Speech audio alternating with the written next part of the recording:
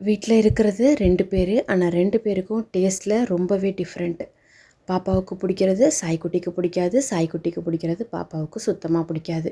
ஒரு lunch back பண்ணுற விஷயத்துலேயே எனக்கு அவ்வளோ கன்ஃபியூஷனாக இருக்கும். பாப்பாவுக்கு ரைஸ்னால் ரொம்ப பிடிக்கும். ஆனால் சாய்க்குட்டிக்கு இட்லி, தோசை, சப்பாத்தி அது மாதிரி தான் பிடிக்கும். 2 பேருக்கும் பிடிச்ச மாதிரியான ஒரு டிஷ் அப்படின்னா பாஸ்தாவும் நூடுல்ஸும் தான்.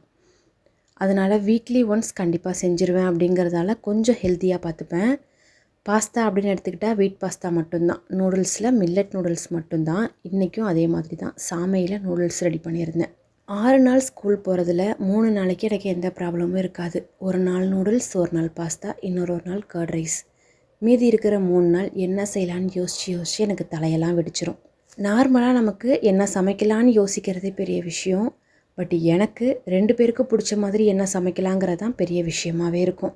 அன்னன்னைக்கு எப்படியோ யோசிச்சு லஞ்ச் பாக்ஸ் பேக் பண்ணிவிடுவேன். உங்கள் வீட்டு குட்டீஸ் எப்படிங்கிறத மறக்காமல் கமெண்ட்டில் சொல்லுங்கள். இந்த வீடியோ பிடிச்சிருந்ததுன்னா வீடியோக்கு ஒரு லைக் பண்ணிவிட்டு டெய்லி ரொட்டீன்ஸில் உங்களுக்கு பிடிக்கும்னா நம்ம சேனலையும் சப்ஸ்கிரைப் பண்ணி வச்சுக்கோங்க. அடுத்தது ஒரு ஷார்ட்ஸில் பார்க்கலாம். பாய்.